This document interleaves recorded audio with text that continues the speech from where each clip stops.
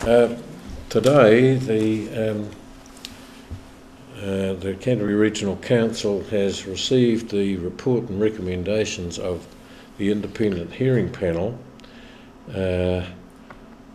on submissions made to proposed Plan Change 3 to the Waitaki Catchment Water Allocation Regional Plan.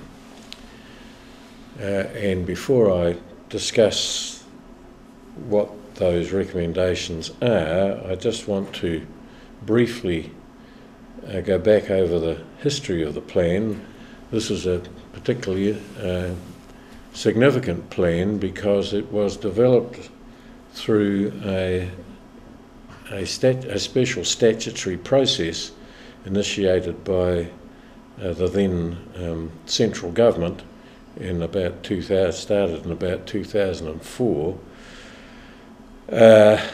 to respond to problems that were arising in the Waitaki catchment, and particularly in the lower part of that catchment, relating to a series of applications for resource consents for the use of water, but some of which were potentially in conflict with others. So there was a conflict arising. There was no plan in place to guide how the consent applications should be dealt with. The government of the day intervened, passed a special amendment to the Resource Management Act, established a board of inquiry headed by Judge David Shepherd to prepare the Waitaki allocation plan. That plan was duly prepared and became operative in 2006 and had its first real test shortly thereafter, when applications for the North Bank Tunnel hydroelectric scheme were heard, and following that the Hunter Downs irrigation scheme and a number of other irrigation consent applications heard by a hearing panel appointed by the Canterbury Regional Council, of which I was the chair. In the course of those hearings, it became apparent that there were some difficulties with the allocation plan, and there were some errors that needed to be corrected as well.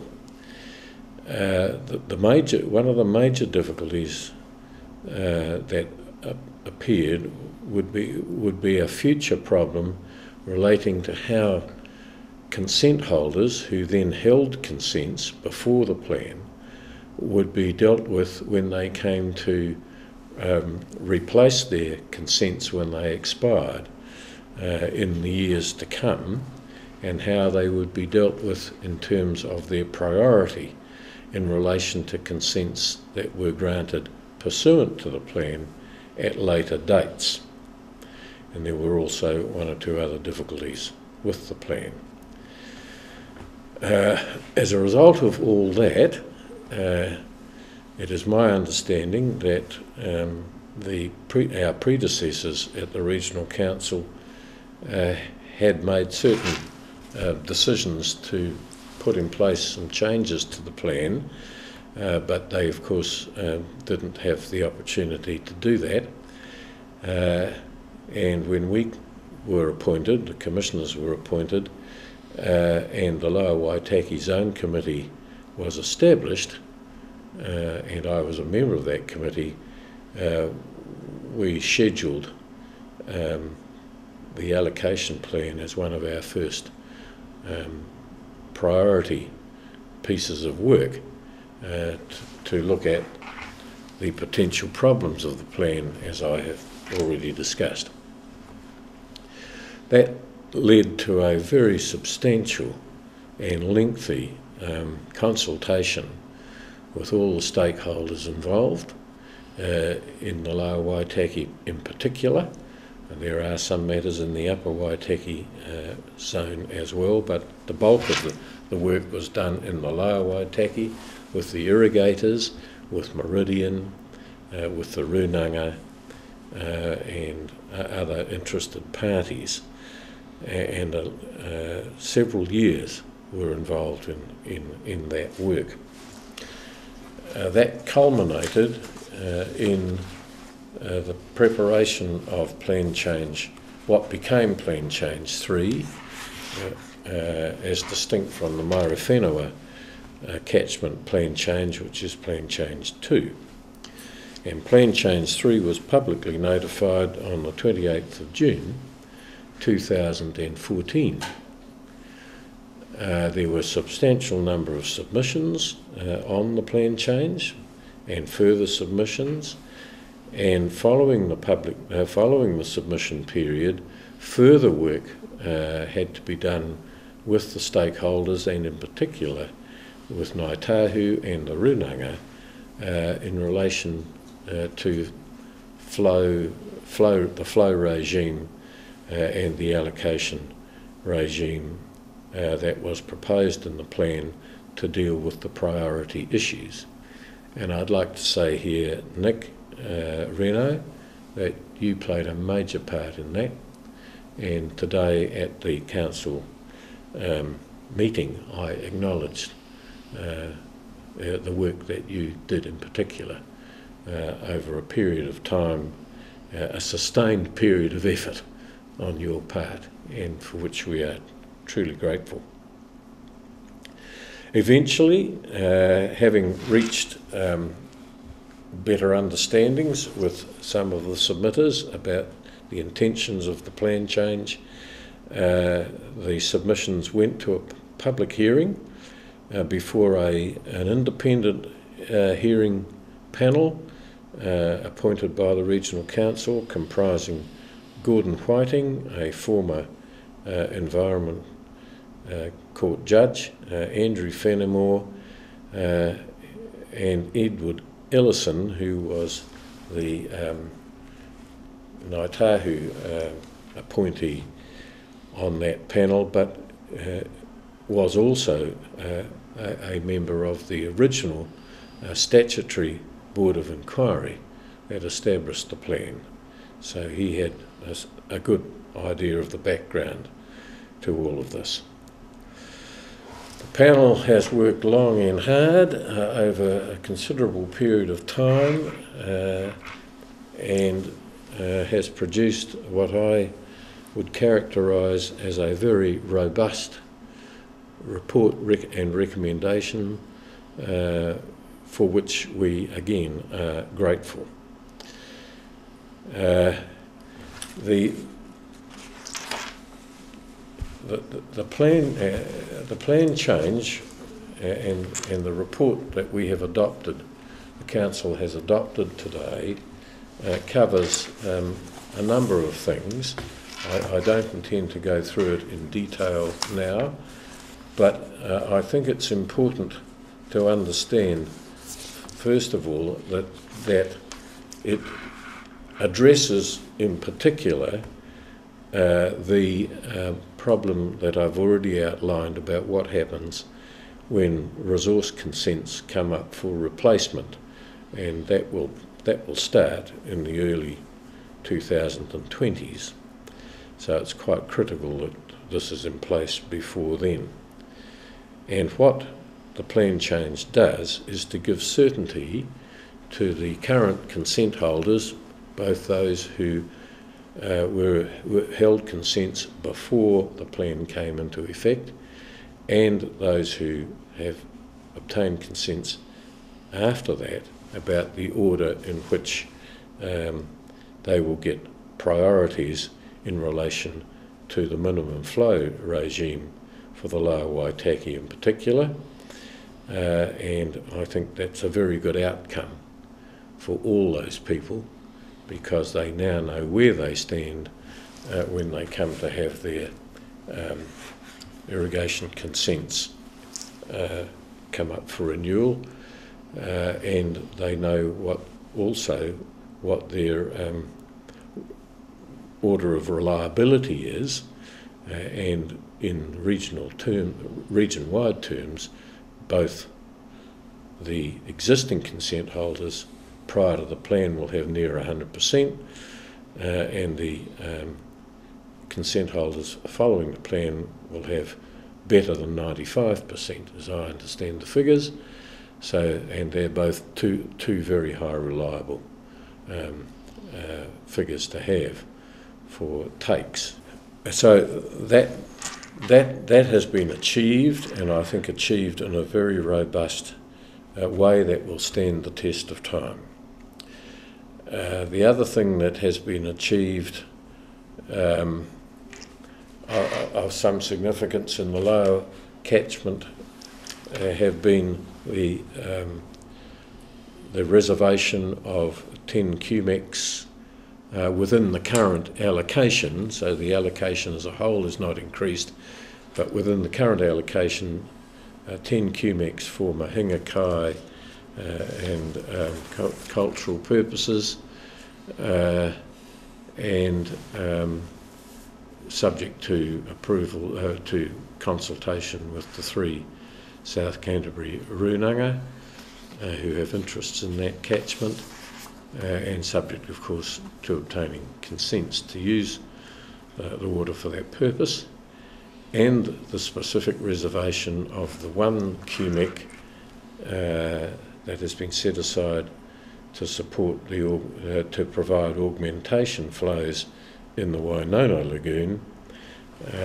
And the important thing about that is that is not subject to cessation flows. So that water that is intended to go to the Wainona Lagoon for augmentation purposes can be taken and used at any flows in the river.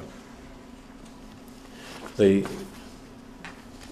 plan also provides that the consent holder for the Waitaki Dam will now put over sufficient water, except in extremely low flow times, to provide the 150 cumec minimum flow that the plan provides for, and will also make provision for additional water for some of the irrigators at other times of the year. The plan also provides, and again in the lower catchment, for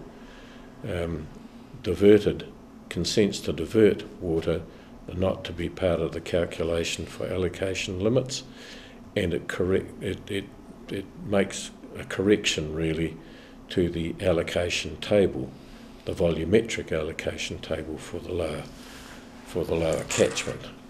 It also provides that flows will be calculated on a 24-hour basis instead of the 1-hour rolling average basis that the plan currently provides for. The plan also provides for 2 quite important provisions in the upper catchment, that's above the Waitaki Dam. The first of those is for the replacement of consents for hydro generation in the whole of the Waitaki hydro scheme. Replacement consents to be controlled activities rather than discretionary activities, which means that there is security of tenure for the consent holders, in that the replacement consents must be granted.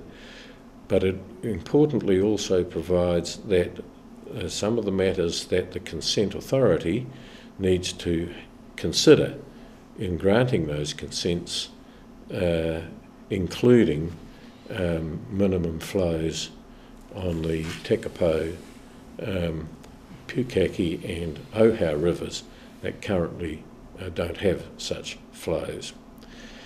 And unusually for a controlled activity consent, the plan provides that the applications for those replacements will have to be publicly notified, so that the public generally and the stakeholders in particular will have an opportunity as of right to be heard on the matter of fixing conditions for those consents.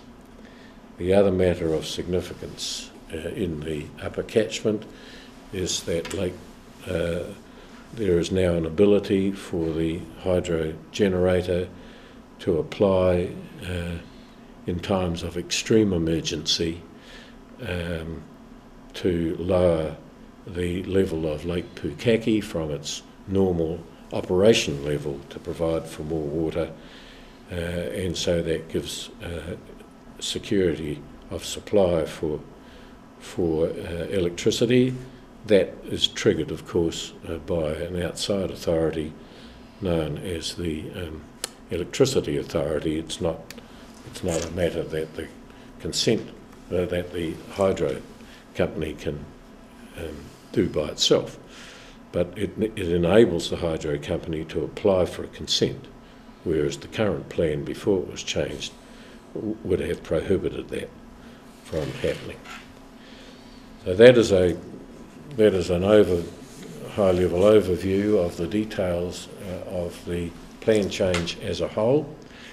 As I said earlier, the Regional Council Commissioners received the report and adopted the report today as its decisions on the plan change, and that will be publicly notified on the 25th of June, and as a result of that, from that day, when they're publicly notified, the plan change will be the change as amended by the hearing process and recommended by the hearing commissioners.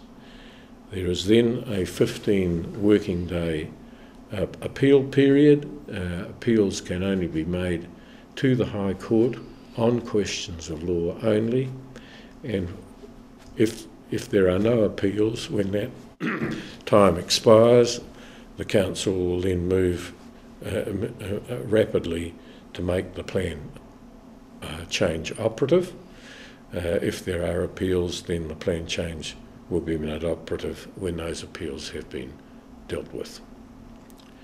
And I think that's about all I want to say, except to add that apart from the work that Nick has done, the work that the Lower Waitaki Zone Committee itself, which Tom's a member of now, has done in pursuing this matter, and an acknowledgement of the cooperative way in which the various stakeholders have come together to put this plan change into place.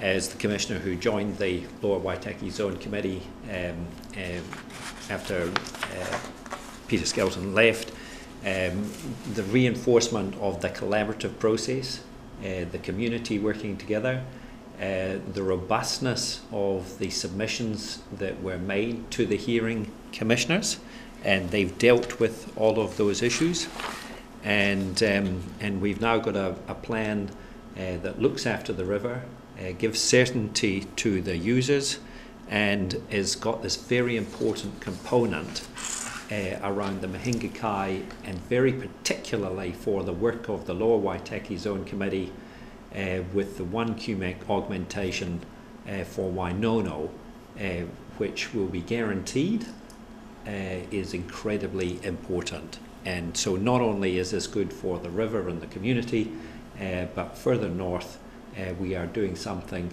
that will also significantly enhance the Wainono Lagoon and further our desire to improve water quality in the South Canterbury coastal streams area. So it's nice to see one of the first parts of the zone teams coming to fruition with such a good outcome, and we look forward to this being made public today and getting it out there into the community. Perhaps I could just add on that, and you might, the regime that's now in place, as I understand it, and having read the Commissioner's decision, they are satisfied, will be one that will not adversely affect the environmental values of the lower Waitaki River and its catchment, which was an issue that was, I think, being raised by some parties. I think the commissioners, if on the evidence they heard, are satisfied about that. That would seem to come out of that decision as well, doesn't it, Nick? Yeah, it does. And another aspect of that, Peter, is the existing consents have a minimum flow that is much lower than what Plan Change 3 has set in place. So there is an environmental benefit in that regard. Yes. Yep. Perhaps one item we could cover is the relationship between this plan and the Land and Water Regional Plan and the development of the sub-regional sections. Yes. Because, of course, we've got 2 Plan Change 3s, which can be rather confusing. So we can unravel that a little bit. Yes, we can. Plan Change 3 to the Land and Water Regional Plan covers part of the lower Waitaki zone outside of the Waitaki catchment, north of the Waitaki catchment. It's what we call the Southern Streams area, even though it's within the lower Waitaki zone. And that is a change, that's part of a change that is developing the sub-regional section of the Land and Water Regional Plan. It actually covers mainly water quality matters and some water quantity, there's some allocation matters in it as well. The Waitaki Allocation Plan is specifically and only related to water quantity and water allocation issues. That plan, in its present form, directed attention to the Natural Resources Regional Plan for water quality matters, but of course that's been superseded now by the Land and Water Regional Plan. So the Waitaki Allocation Plan, and as amended by the changes, sits alongside the Land and Water Regional Plan throughout the whole of the Waitaki catchment, both the upper catchment and the lower catchment. And the 2 plans operate side by side. Plan Change 5 to the Land and Water Regional Plan will further populate the sub-regional section of the Land and Water Regional Plan, and it in turn will not deal, it will deal with water quality matters rather than water quantity matters. So the allocation plan will remain as a standalone plan until such time as we can get it amalgamated with what turns out to be out of Plan Change 5 and amalgamate those 2 into this to become part of a sub-regional plan. And hoping that there will be a mechanism in the Resource Management Amendment Act that's currently in Parliament that will enable us to do that in a formal but not necessarily a fully blown hearing way. There is a methodology being promoted by that Act that would enable us to bring those 2 plans together. But in the meantime, they operate independently of each other but alongside each other, and both have to be complied with. And from the Lower Waitaki Zone Committee's point of view, we're really pleased to see this result come through, particularly in relation to that 1 cubic for the augmentation for Wainono, because when you look at the water quality issues that we were dealing with in Plan Change 3 under the Land and Water Regional Plan, augmentation of Wainono was a key feature in making sure that we can have development like Hunter Downs, but making sure that we've actually got the building blocks in place to improve the water quality, and particularly the Mahingakai and the cultural significantly issues around Wainono, which are a very, very important part of the total package that we've done for Plan Change 3 and the South Canterbury coastal area.